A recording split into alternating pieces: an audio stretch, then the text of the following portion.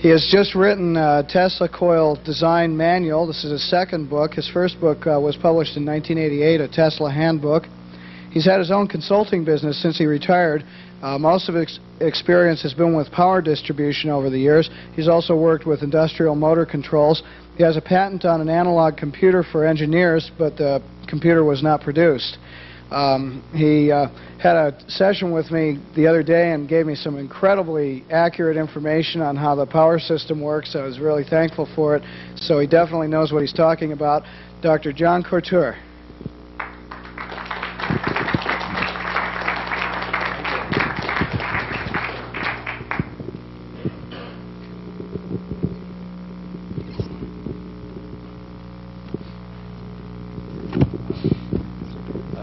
Well, thank you. And as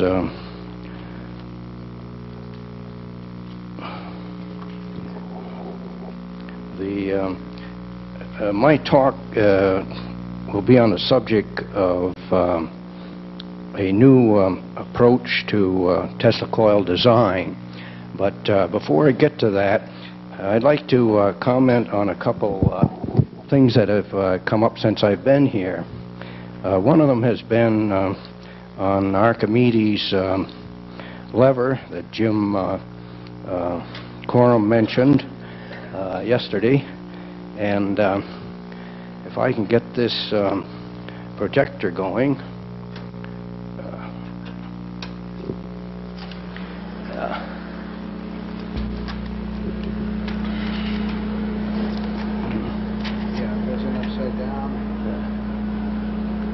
Going to be a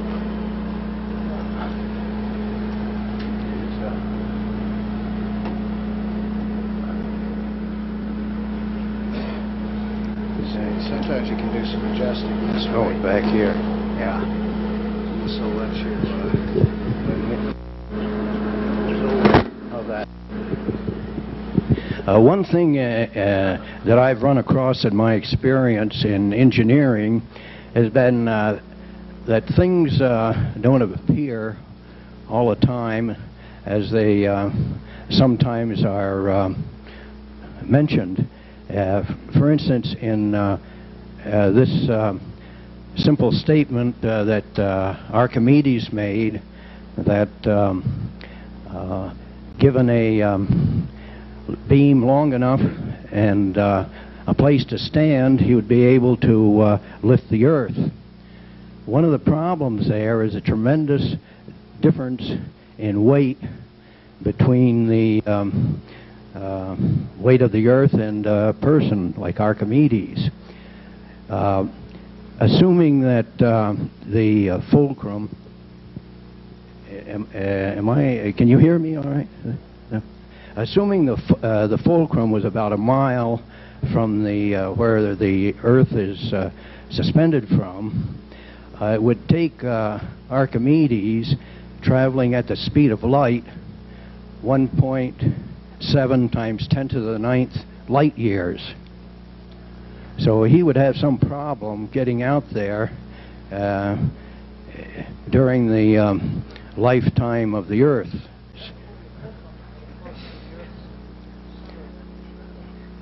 Right. If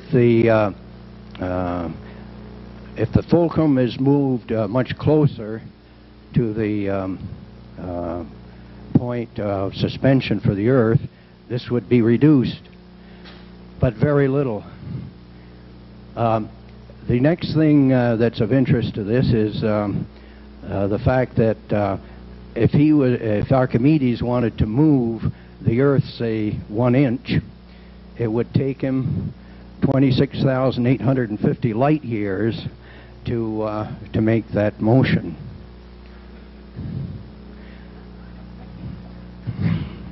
I thought this was kind of interesting. Now that's assuming that the beam is weightless. If the beam has weight, and let's assume that it has a total weight of only 260 pounds, because otherwise the numbers get pretty ridiculous. But it's the same length. The center of weight then would be halfway on the beam, and under those conditions, the beam would have to be of a certain size. Now that size, don't forget this beam is quite long, and at 260 pounds, if you had any more than that, of course, it complicates the problem tremendously. But at 260 pounds, the beam would have a diameter of 14 times 10 to the minus 10th inches. That just happens to be about 1/7,000th of the diameter of the iron atom. This is a good illustration of what can happen with some of the principles that you study in college. Now the next item that came up that I thought was very interesting was Bill Wysock's zapper. How does that? Oh, yeah, thank you. That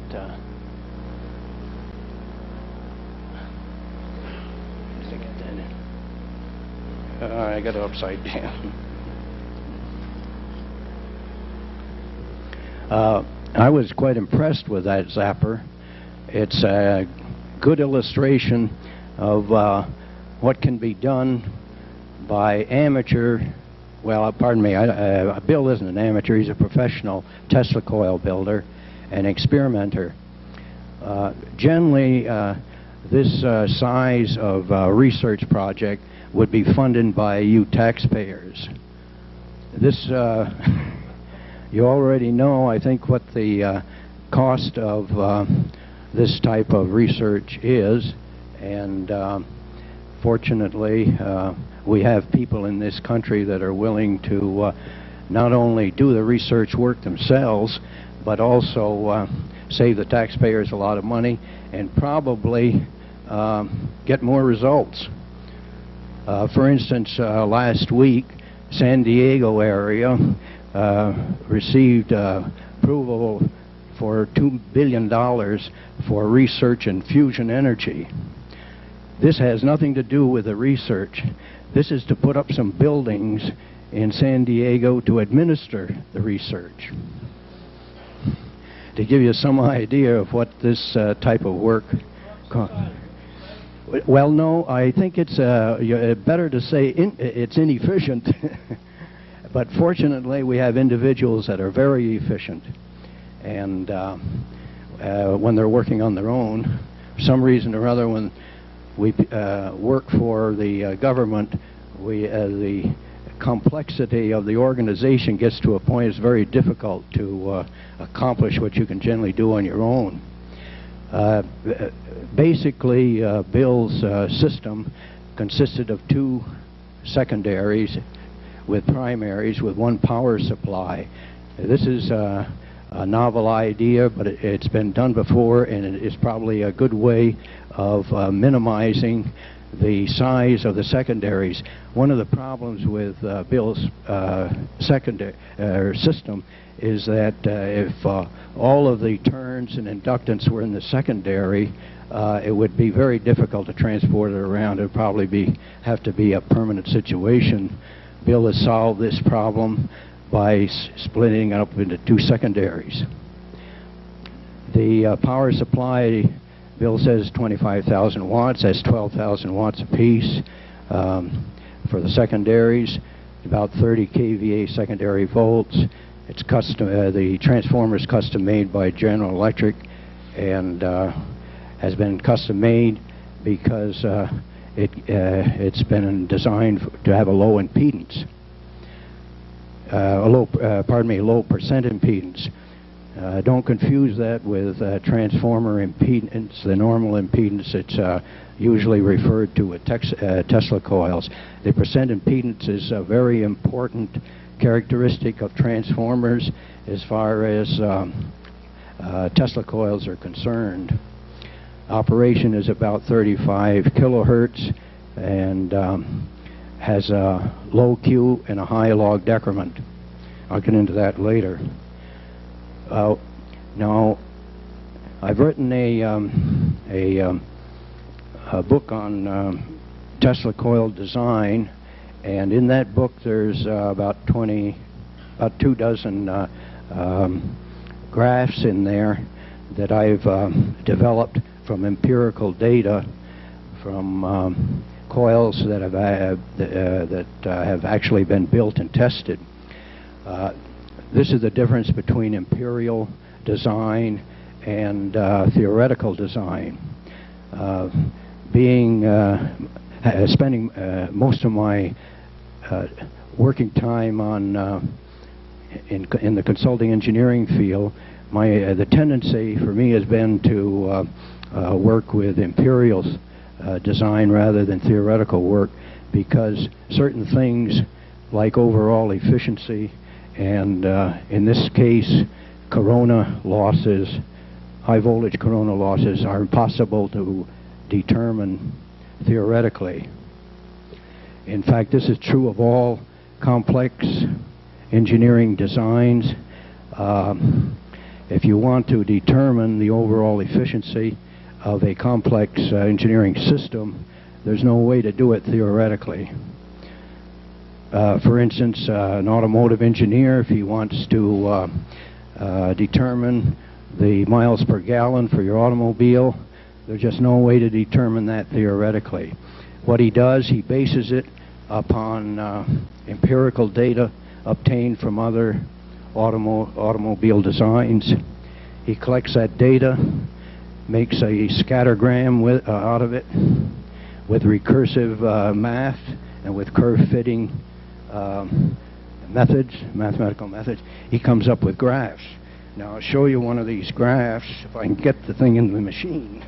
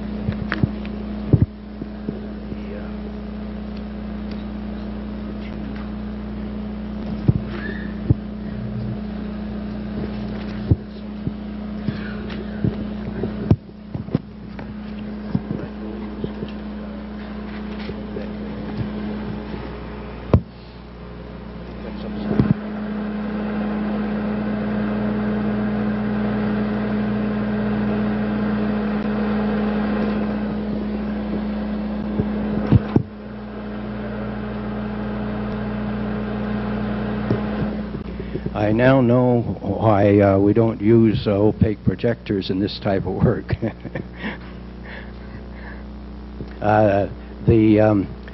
One of the things about Bill Weisach's coil, and this is typical of how these graphs are set up.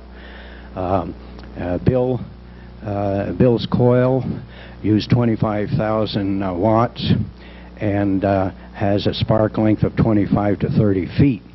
The top graph, figure number 2, if you can, I don't have a pointer either, but if you can follow the x-axis over to 10,000, you go over to the next line there, that's 20,000. This is a log graph. You go up a little bit, ways more, and you'll come to 25,000 watts. You go up on the graph to a point that intersects at about 25 feet of spark. So this was a good test for the graphs in this design manual because the information used for these graphs did not include this design that Bill's coil is based on.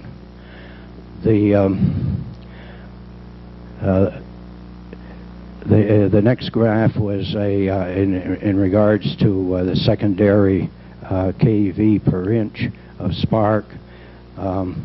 That's one of the criteria that Tesla coil people use, and it varies from the small coils, which has a fairly high 70 kV per inch of spark, and it goes down to about 8 kV for the large coils.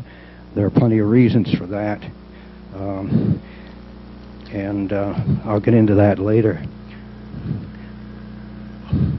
The next, let's see,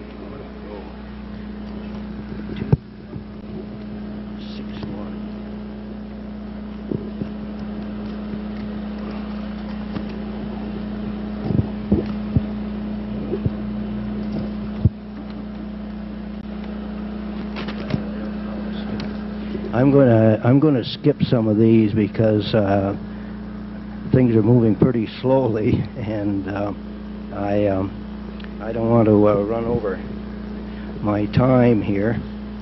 So one of the other things in the manual is figure 23.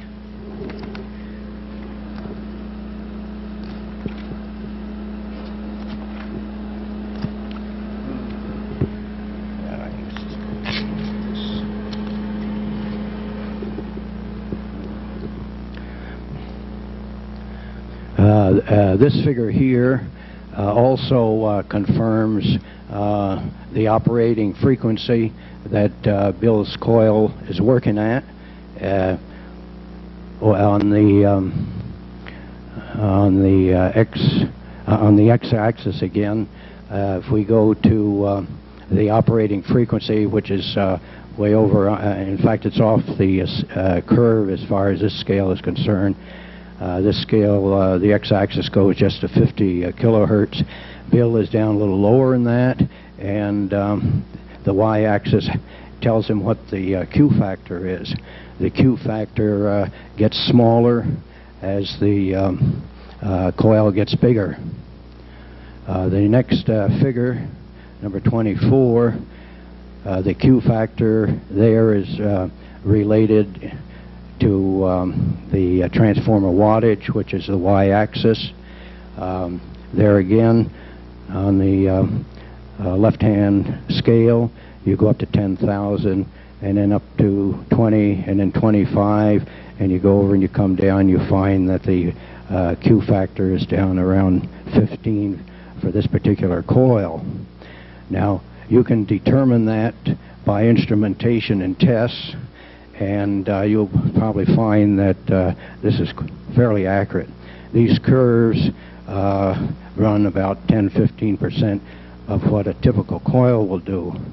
Now, here again, these are typical coils. They're not strange designs, highly modified coils, and so on. So the information, and this is the first test I have been able to make with a large coil, seems to conform pretty well with what real-life coils are doing. There are 26 of these coils in the manual, and a Tesla coil can be designed strictly from these graphs. One of the problems is that coordinating, they cover 43 parameters. One of the problems is in coordinating 26 graphs with 43 parameters. It gets very complex, and so I've developed a computer program to do the job. And to give you an idea, the computer program takes about less than a minute to solve a problem that might take you several days using the graphs. So there's quite an advantage. Now, I'm going to get back to my speech that I have avoided. And to start off with, most of my experience has been in the power field, so I naturally approach Tesla coil design from this standpoint. A lot of the design information that has been discussed on Tesla coils before has been from engineers who are not power people, and naturally they're going to look at it from a different standpoint. The reason for that is because a Tesla coil is neither a power iron core power transformer or an air core radio transformer. It's a combination of both. It uses dampened sine waves and handles very, very high powers. Now the difference is that with power transformers, let's start with radio coils. Radio transformers, air core transformers, most of the design information is for continuous waves. Tesla coils, as Tesla used them, and I'm not talking about vacuum tube type coils now, I'll always be talking about dampened wave coils, which is a type that Tesla used. They at radio frequencies and voltages, corona isn't a problem, and but with power systems, corona in the transmission line is generally always a problem today, because the voltages are generally always over 100,000 volts. They vary from 100,000 up to about 750,000. At those voltages, corona is very, very much a part of the power losses. There are three types of power losses as far as these lines are concerned. DC losses due to the DC resistance, AC losses due to the skin effect, and the corona losses. The DC losses and the AC losses can be determined by calculation and theoretically. The corona losses cannot be determined theoretically. So that presents a problem that utility engineers, transmission line design engineers have, that radio transmission lines don't have. In order to find these losses, utility companies and companies selling high voltage equipment build short lines about 5 miles long and test them. The power that they put in, or energy they put in, and the energy that comes out is the overall efficiency of the line. They gives the overall efficiency of the line. If you then deduct from this total power loss, the DC losses and AC losses, you'll end up very conveniently with corona losses and other high voltage losses. And this has to be done, as I said, with all engineering design that's very complex and very difficult to determine. Naturally, being a power engineer, I believe that Tesla is was a power engineer. The reason for that is that radio engineers and electronic engineers didn't exist in Tesla's day. Is that right? This is a comparison of the two systems. What I believe is I think that's upside. Comparing the Tesla coil system of Tesla's world electric system with a standard typical electrical utility. On the left at the top, we begin with a generator. Now, in order to get that generator power over to the distribution system that the customer uses, you have to have a step-up transformer and a high voltage transmission line, and then a step-down transformer, and then the distribution system.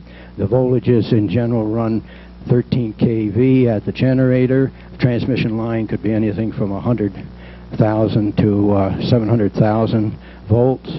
And then the distribution system is a series of transformers that operates around 12 kV and has transformers in that drops it down to the house voltages of 120, 208, 240, etc. Tesla's world system, I believe, would be a very similar system. There'd be a generation, and what Tesla mentioned in some of his notes, that this generation would, back in his day, of course, we didn't have the electrical demands we have today. He mentioned hydropower like Victoria Falls. Victoria Falls is in the middle of Africa and of not much use unless there's a transmission line system that can get it out to where the customers are. The customers are 12,000 miles away, so that requires a transmission line that's really not practical from an engineering standpoint unless you use Tesla's system. Now, what Tesla wanted to do was to duplicate the lightning system, which I notice is spelled wrong. The Tesla coil has to generate very, very high voltages, create large charges, and those charges then go through the atmosphere and the ionosphere, and then it's collected by a receiver that collects the charges and so the customer's distribution system. A return line is needed, and that is, in this case, the Earth. So the only problem with this system is that Tesla, now from an engineering standpoint, an engineer is going to ask a lot of questions about how this, about the details of this system. The overall picture looks fairly reasonable. Tesla said he had worked out these details, but he never revealed what these details were, and we're in that same position today. There's a lot of engineering questions that are unanswered. Whether this would be a practical system or not is indeterminate at this time. The thing that does appear to be a fact of life, and that is that it is possible to transmit large currents through the atmosphere, because we're already getting that through the lightning system. Every day there's over 5,000 lightning bolts a minute, and these bolts require millions and millions of kilowatt hours to create the lightning bolts. These millions of kilowatt hours are certainly definite proof that it's possible to transmit electricity around the world with apparently very, very few losses. The energy for this system comes naturally from the sun. Most of that energy actually is used for the climate and around the Earth. A lot of it, a third of it, is lost to outer space, etc. But there's still millions and millions of kilowatt hours that are used or can be used by the Earth system. As you know, electricity is billed not in units of coulombs, which is actually a quantity of electricity. If you go down to your service station and buy gas for your automobile, you're not going to buy it the way you buy electricity. You buy a gallon of liquid, and the comparison with electricity is coulombs, not kilowatt hours. They both represent energy. And a good question to ask an engineer is how many coulombs there are in a kilowatt hour, or vice versa.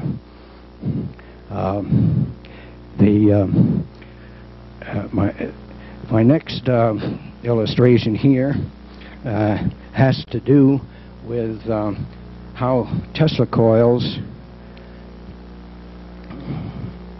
how the Tesla coil system works. Now, this has been reviewed many times by others, so I won't get in too much detail. But a Tesla coil is actually two RCL circuits in tune. When you have one RCL circuit, you need a solve differential equations of the second order. The order is dependent upon the number of reactive components, and when you have two systems tied together, life gets very complicated. You end up with simultaneous differential equations of the fourth order. Mathematicians can solve these equations, but the average power engineer can't, or doesn't. Well, one of the reasons why this is of less interest to a power engineer is that solving the problems are not only very difficult, but they're incomplete because they don't include the overall efficiency and the corona losses.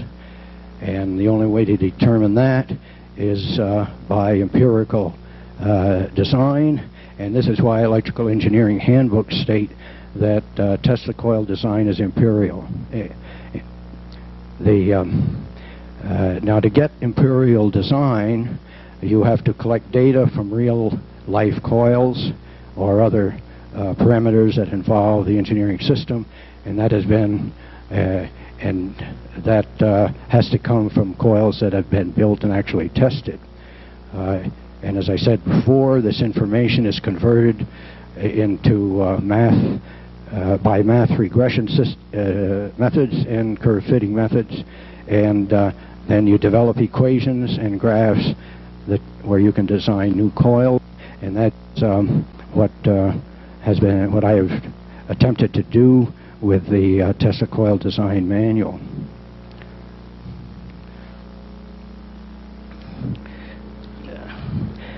Now the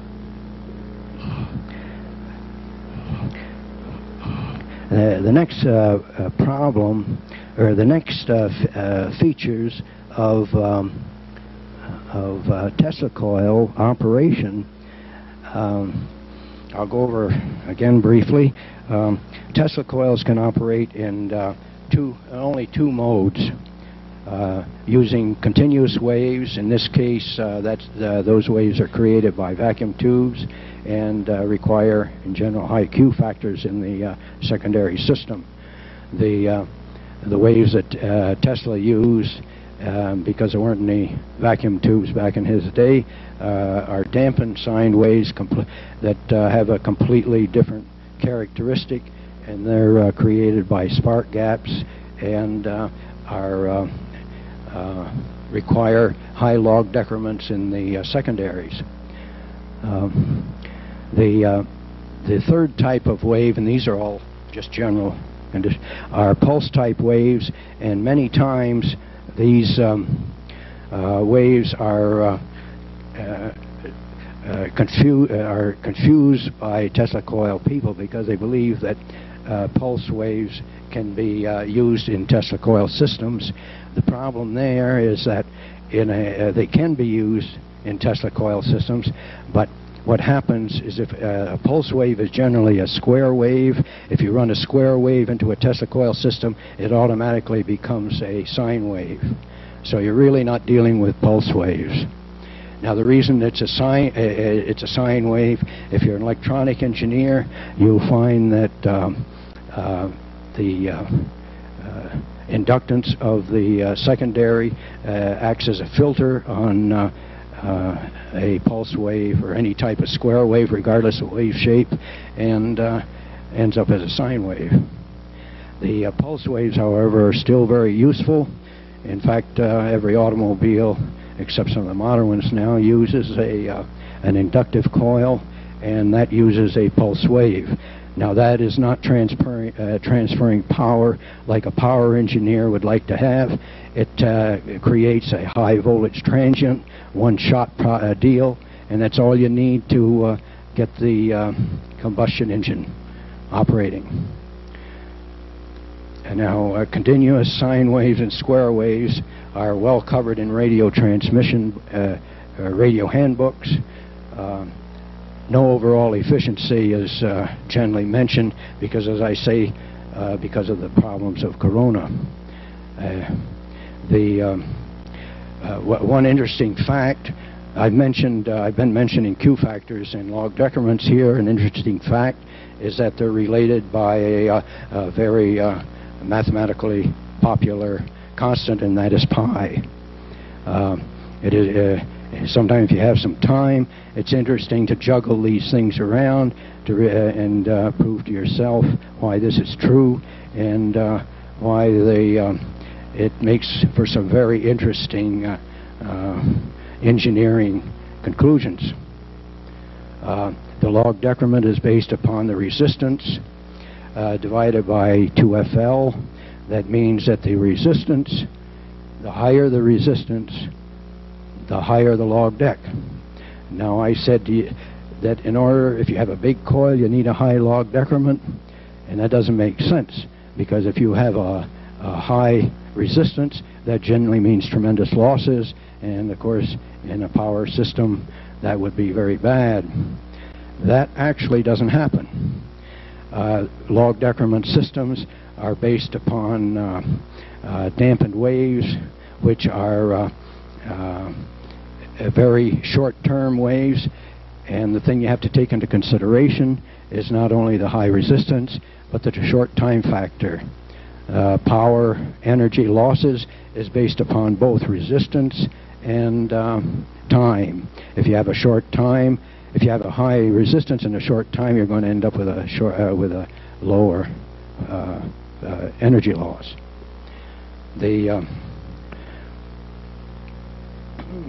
I'm getting near the end of my time here.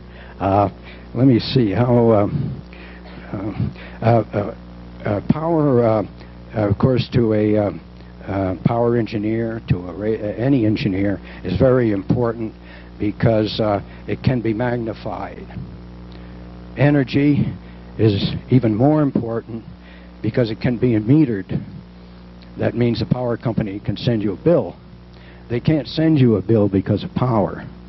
Power doesn't do work, and I don't know of anybody who will pay for no work done. Energy cannot be magnified, but it can be billed. That's pretty important. Power can be magnified simply because it's a time function that where the time is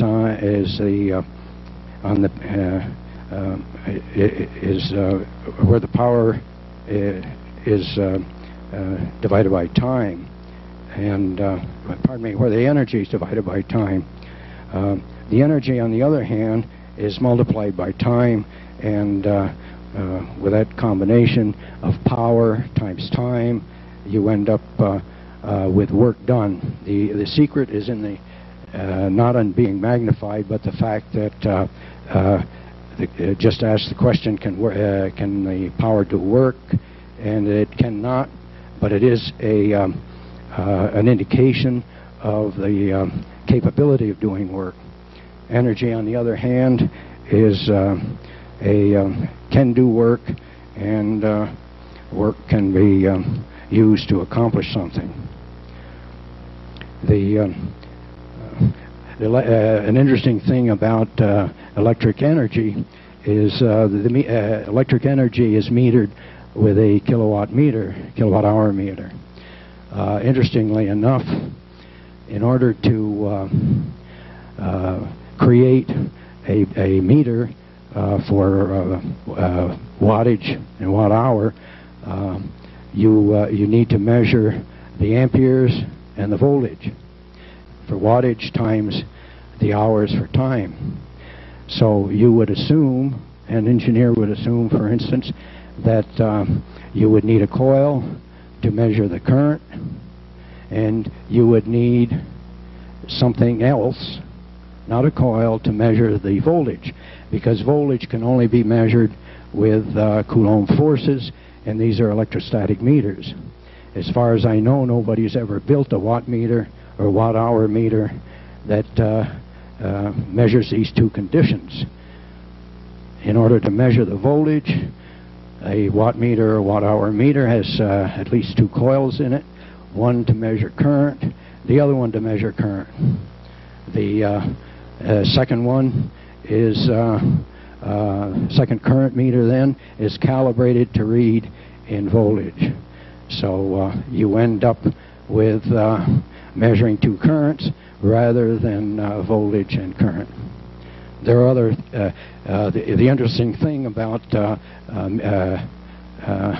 utility metering is that the metering book is about an inch thick with some utility companies, but metering can only be one of three, consist of 3 items, one or more of 3 items. One of these is the work done, that's kilowatt hours. Another one is a power factor, and the other one has to do with demand. Now, for instance, one of the things that I've been involved with is designing industrial systems that are using cogeneration systems. The electric power company is asked to put in a 10,000 kVA transformer, but the factory isn't using the transformer.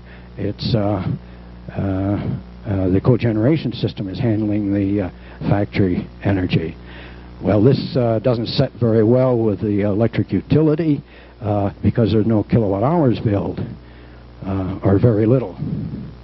And so that is the reason for the demand part of the billing. As I said, there's kilowatt hours, demand, and power factor. The other thing that hurts the utility is the power factor. If you hook up a large motor, the largest I've ever hooked up was for 40,000 horsepower, so it's pretty obvious that even a power factor of 90% is a tremendous amount of extra energy circulating through the utility transmission system, and the utility can't bill for that for the losses created by those currents. And so that's the third part of the billing, and that's for power factor. And that, I think, is all the time I have. As I said, there are many other combinations that, well, let me just show variable standing wave ratios have been mentioned a number of times, and here's a graph that I made up of what that looks like. Engineers like to work with graphs because an equation is very difficult to visualize.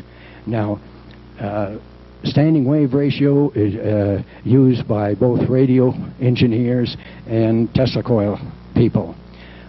From the graph, you'll notice that on the left-hand side, there's a very small portion of the graph is used in radio work, and over to the right, there's an even smaller portion of the graph that's used for Tesla coils. The important thing about the Tesla coil system is that you'll notice that the left-hand part of the graph, the y-axis, is for the variable voltage standing wave ratio, and that has a very, very steep curve, and means that if you want to test for this, a very, very small change in the reflected volts will create a very large change in the standing wave ratio, and that's also a Q factor, also affects the Q factor and the log decrement. And that's all I have time for, and thank you for your attention.